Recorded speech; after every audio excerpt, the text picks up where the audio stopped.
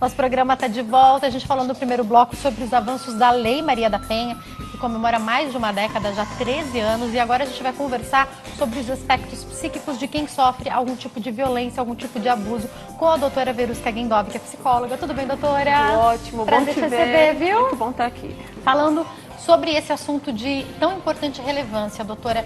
No passar dos anos aqui no nosso programa, a gente já falou algumas vezes sobre abuso, sobre violência doméstica, e eu citei alguns casos dos quais eu tomei conhecimento que realmente fazem com que eu fique até um pouco exaltada ao falar, porque é muito sério a gente imaginar a realidade que algumas pessoas vivem. E quando a gente fala sobre essa situação, a gente fala inclusive de famílias inteiras sendo prejudicadas, porque se uma mulher dentro de um lar com filhos é maltratada por um homem, ainda que essa criança não esteja sofrendo contra ela especificamente uma violência, ela também está vivendo violência, não? Com certeza. E como é importante esse espaço aqui da RIT, para a gente tentar orientar, tentar conversar com as pessoas que estão em casa, Jaque.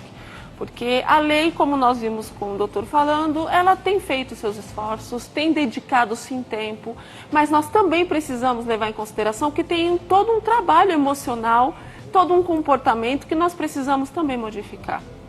É muito importante a gente pensar que as pessoas que têm mais fragilidade emocional, as pessoas que são mais tímidas, pessoas que são mais fechadas, pessoas que têm carência muito grande, elas acabam se tornando vítimas dessa situação.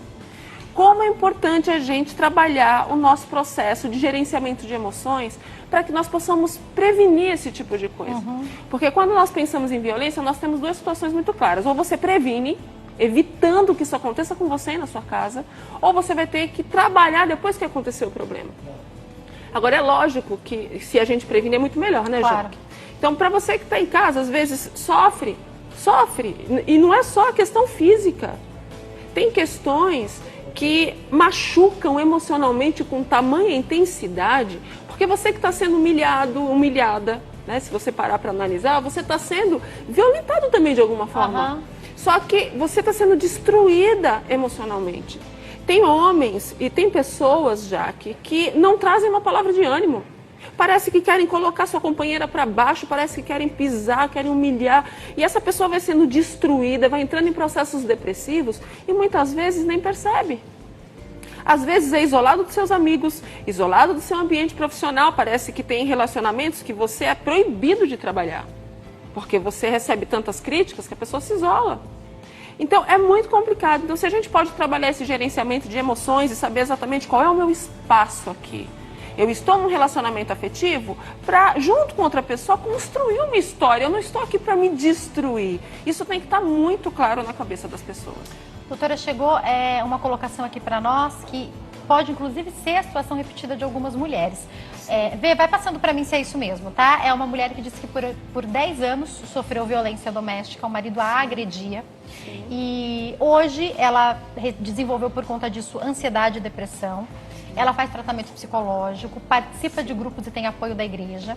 Mas 10 anos depois, ela sente nojo de todos os homens e não consegue ver a possibilidade de se relacionar de novo com alguém. É comum isso acontecer? É comum isso acontecer. Nós recebemos um volume muito grande de pessoas nessas condições. E quando você lida com um agressor, independente se é um agressor psicológico, físico, você está sofrendo uma agressão. Claro que quando você estende essa agressão do psicológico para o físico, a situação fica muito pior, porque você está destruindo a pessoa na sua totalidade. Agora, o que acontece? Uma pessoa que lida com esse tipo de situação, ela fica traumatizada. Então, olha só o tamanho do processo, porque você cria, como ela informou, um processo de ansiedade, um processo de depressão, um processo traumático. Quer dizer, ela não só desenvolve um gasto mental tão agudo, que adoece emocionalmente, mas ela também desenvolve um processo traumático onde ela não quer mais viver a vida afetiva. Então, ela praticamente amputa a vida afetiva da vida dela. Porque na cabeça dela, o medo de se envolver com outra pessoa, essa pessoa repetir o que ela passou, faz com que ela não queira mais aquilo para a vida.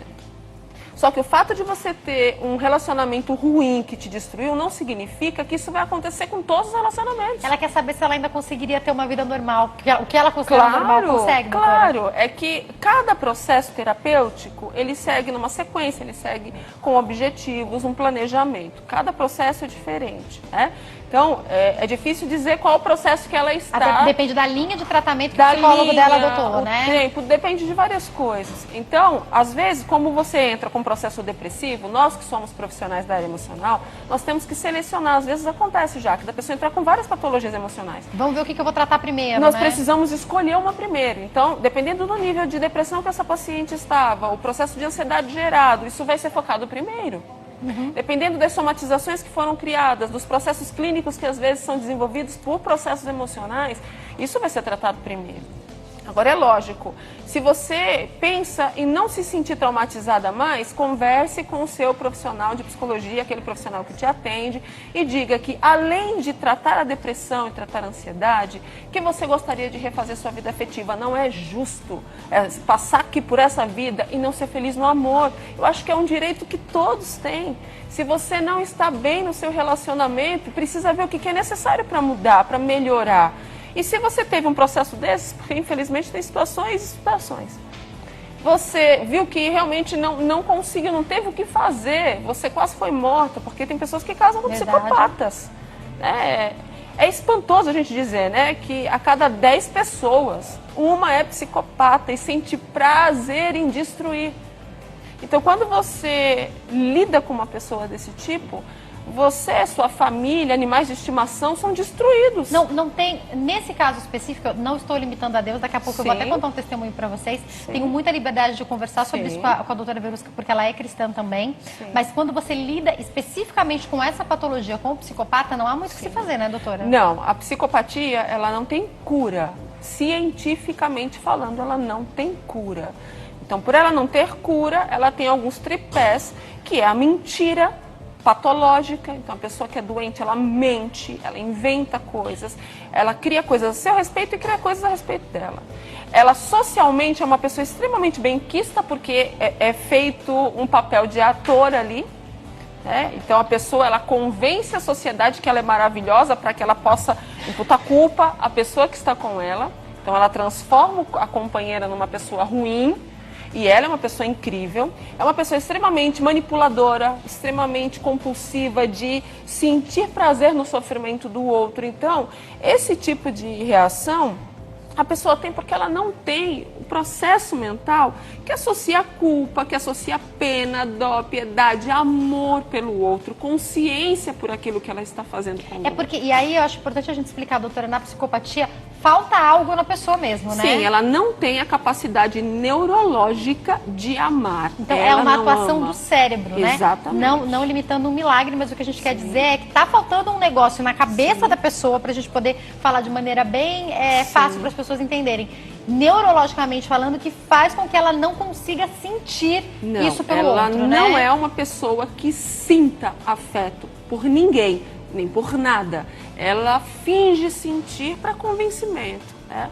E é bacana você falar essa questão da fé, porque nós sabemos que nas questões da fé nós temos regras, né? Então, para que Cristo possa entrar na vida de uma pessoa, o coração tem que se abrir. Concorda? Então, ele vai bater. Mas para ele entrar, a pessoa, por decisão consciente, precisa abrir a porta. O que acontece com os casos de psicopatia é que eles não tomam essa decisão. Esse é o grande problema. Para o milagre acontecer, a porta precisa ser aberta. Agora, é claro que nesses casos, a gente também tem que reconhecer que a pessoa ela foi enganada. Ela foi traída. Ela acreditou naquilo que ela viu e ela não conseguiu entender o que aquilo representava na vida dela. Então, essas pessoas só vão descobrir depois de um certo tempo, quando o processo já está grande demais. Porque os psicopatas ou as pessoas que criam a violência doméstica, eles isolam dos amigos, isolam da família. E era até isso, muitas vezes quando essa mulher vai fazer a denúncia, agora falando especificamente das mulheres, mas pode ser o contrário também, ela já não está muitas vezes perto da família, ela não tem mais amigos, ela não tem nem para quem contar, porque geralmente esse abusador, ele trata de afastar mesmo a mulher dessas pessoas, né? Claro, vamos imaginar como é que você manipula melhor uma pessoa quando ela depende de você. Então, as pessoas que são violentas, independente de ser psicologicamente ou fisicamente, elas têm um trato inicial maravilhoso, conquistador, a ponto de conquistar o ambiente de todo mundo. Só que depois que ela tem essa pessoa nas mãos, ela começa a, por amor, você me ama? Então deixa esse emprego. Você não precisa disso, eu te dou tudo. Ah, você não me ama? Por que você está dando mais importância para a família e para amigos? A ponto dessa pessoa ficar dependente 100% dela. Porque ela sabe que uma pessoa dependente é mais fácil de manipular. Que ela tem medo de dizer o que está passando, dizer o que está sentindo, a humilhação do que está passando. Então, é muito difícil. Só que precisa, sim, ter uma movimentação pessoal. Doutora, várias perguntas chegando. Daqui a pouco eu vou fazendo todas as perguntas de vocês. Podem ir ligando ou mandando pelas redes sociais. Doutora, geralmente, as pessoas que causam isso no outro, então, que praticam a violência, tá? Contra uma esposa, contra os filhos. Sim. Essa pessoa, ela tem alguma patologia, sim. A gente sabe de problemas até mesmo de utilização de drogas lícitas ou ilícitas, sim, ou não necessariamente? Não necessariamente. A gente sabe que a incidência aumenta com algumas situações, né? Então, uma pessoa que usa drogas, ela tem uma incidência maior de ser mais violenta. Uma pessoa que às vezes está alcoolizada, uma pessoa que de repente passou por determinadas situações ou é um psicopata, ele tende, óbvio, a ter uma situação mais elevada. Agora, a gente também tem que pensar que é difícil para a gente pensar isso, sabe? De olhar para o outro e saber que o outro pode ser bom ou ruim. Nós temos o costume de criar expectativa com as pessoas porque a gente olha para as pessoas achando que elas são a gente. Já parou para pensar nisso? É verdade, a gente julga o outro por nós, Você julga por aquilo que você é. Só que a gente tem que parar com essa mania de julgar as pessoas por aquilo que a gente é e começar a ler as pessoas. Eu falo muito disso, Jaque. Desenvolver essa capacidade de percepção, de analisar os comportamentos, a fala das pessoas, de tentar entender o porquê que ela age daquela forma. O que está acontecendo que ela age assim. Porque você pode ser enganado na sua vida. Quantas pessoas são enganadas por amigos, por parentes? Especificamente hoje a gente está falando da violência doméstica. Mas quantas pessoas na vida são praticamente destruídas emocionalmente porque não conseguem ler? Acham que a pessoa, nossa, aquela pessoa é incrível. Porque ela diz que é incrível, porque eu acho que ela é incrível, porque eu acho que ela é como eu sou. Então nós precisamos passar a ter um olhar diferente para as pessoas.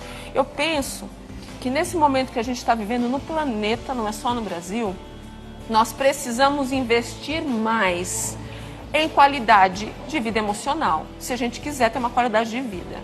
Nós falamos muito da atividade física para a gente, o quanto isso nos traz qualidade de vida, nós falamos da questão da alimentação, nós falamos de várias coisas. Está na hora de incluir nessa lista qualidade de vida mental, porque a sua qualidade de vida vai depender da qualidade, da forma como você gerencia as suas emoções. Agora, como então, especificamente nesse momento, falando de gerenciar emoções, doutora, como encontrar forças para fazer essa denúncia, para tomar essa decisão?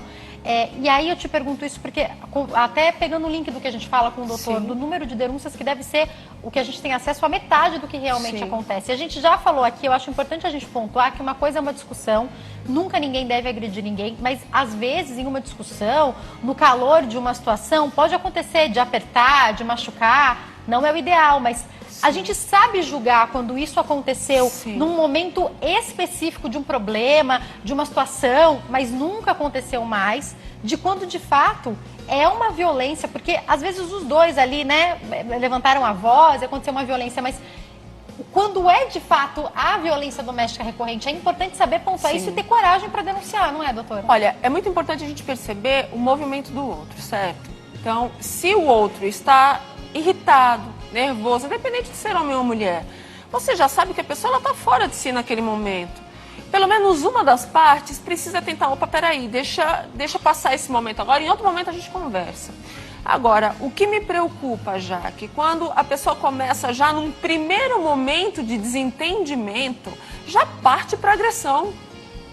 Porque quando você sofre uma agressão, você apanha do seu companheiro, eu vou deixando claro aqui, gente, vai acontecer de novo. porque ele já apresentou um desequilíbrio comportamental naquele primeiro momento de desentendimento. Não é uma discussão que de repente... Não, já começou com... Não. Muitas vezes já começa com esse... Quem se perde de uma forma tão grande num primeiro momento de conflito, já está mostrando que não tem estrutura emocional para discussão. Se fez um namoro, vai fazer no casamento. Vai fazer né? no casamento. Porque a gente precisa prestar atenção no movimento da pessoa. Como essa pessoa está tratando a própria família? Como essa pessoa lida com discussões e desentendimentos? Quando uma pessoa pensa diferente dela, como é que ela age? Então, se ela já está mostrando um desequilíbrio, uma desestrutura, não pense você que depois do casamento ela vai ficar bem. Doutora, como ter força para denunciar? Ou para procurar ajuda? A gente tem que parar em algum momento, para quem está sofrendo especificamente violência doméstica, você tem que parar nesse momento e tem que pensar, ok, o que eu pretendo da minha vida? Eu tenho sonhos, eu preciso sair disso. A primeira coisa que a pessoa precisa fazer é buscar ajuda. Quebre o silêncio. Inclusive, eu vou até aproveitar e mandar um abraço para a deputada Damares Mouro. Ela está com um projeto chamado Quebrando o Silêncio. Eu acho que esse é o primeiro movimento comportamental que a pessoa precisa ter. Porque se ela ficar fechada sem contar o que está acontecendo, ela não vai ter forças. Então, se você não tem força de Se não dá para ir na delegacia, de repente, no primeiro momento, procura um psicólogo, procura alguém da igreja, alguém que possa te orientar, né? Quem é a pessoa que você tem maior apreço? Quem é a pessoa que você confia? Se você não tem coragem, não tem força para procurar, de repente, um delegado, para procurar uma delegacia, você tem mãe, você tem irmã, você tem parentes, uma melhor amigos, amiga. Sabe? Alguém, um líder que, de repente, te acompanhe. Quebre o silêncio, fale para essa pessoa, porque essa pessoa vai saber como fazer ela estar fora da situação. Ela vai estar com a cabeça um pouco mais tranquila para poder caminhar com você, porque tem momentos na vida que a gente precisa estender a mão para alguém.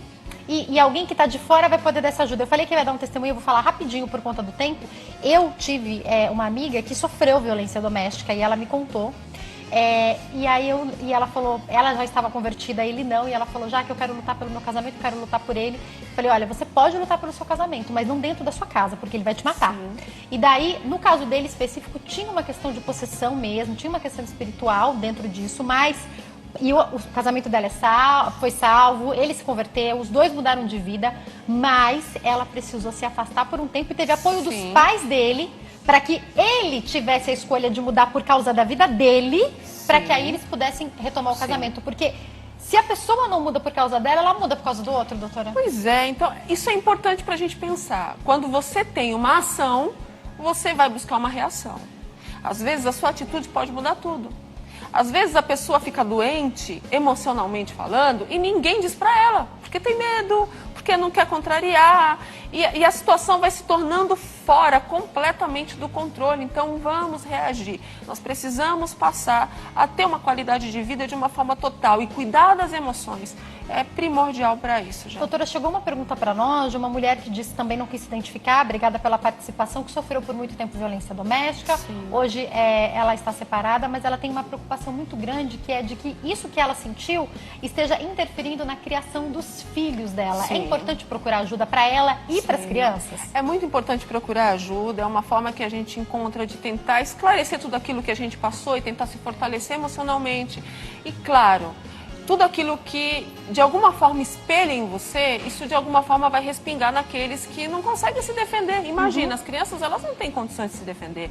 Nós recebemos crianças a partir de 1 ano na clínica que acompanharam violência dentro de casa. Às vezes a violência não foi diretamente com a criança, mas ela vivenciou isso dentro da casa dela. Então é muito difícil. Então você precisa estar bem para oferecer o melhor para os seus filhos e não permitir que essas questões destruam a sua vida e a vida de toda a sua descendência. A gente tem que lutar por uma qualidade geral aí familiar. Doutora, por que acontece de maneira, a gente já caminha para o fim do bate-papo, mas repetida? Quando a gente percebe muitas vezes uma mulher, olha, se relacionou com um cara que maltratava, que batia, bom, depois de muito tempo conseguiu sair fora. Ela arruma outro cara que você olha e fala, o perfil é igualzinho, isso aí vai dar problema, eu posso contar, fazer uma contagem regressiva. Sim. Por que isso acontece? As pessoas têm dificuldade de fazer a interpretação do que significa aquele outro. Então as pessoas são carentes, muitas vezes têm medo de ficar sozinho, de não se relacionar. Então ela acredita muito rapidamente na verbalização do outro, ela não analisa o conjunto.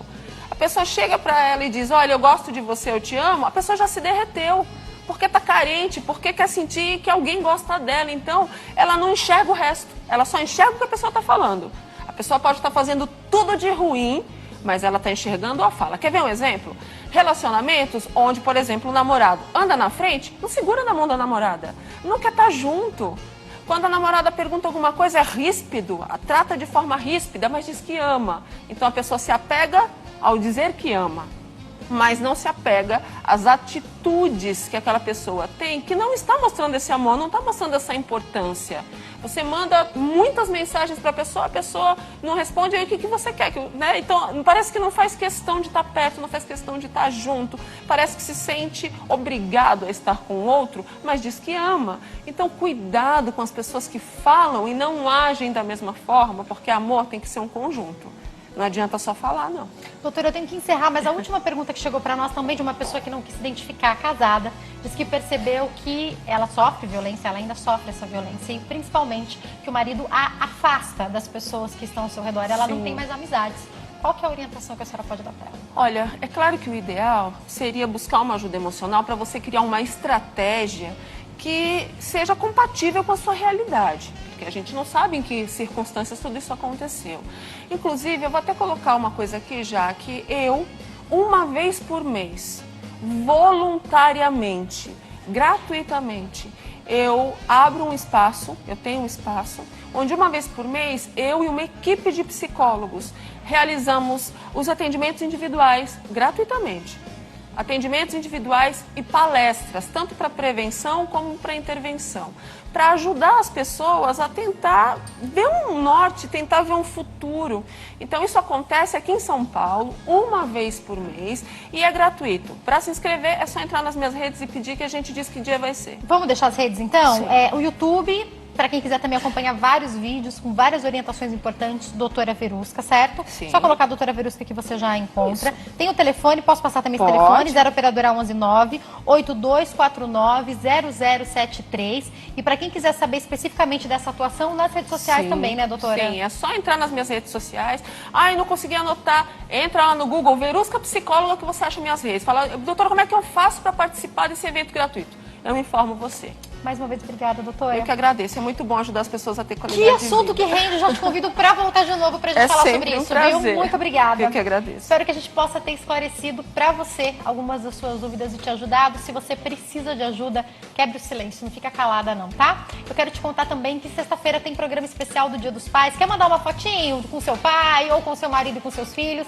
Manda pra gente nas nossas redes sociais, no Instagram, @JaqueStefano, ou no Instagram, @nosso programa. Um beijo grande, excelente tarde. Até amanhã. Fica com Deus. Tchau!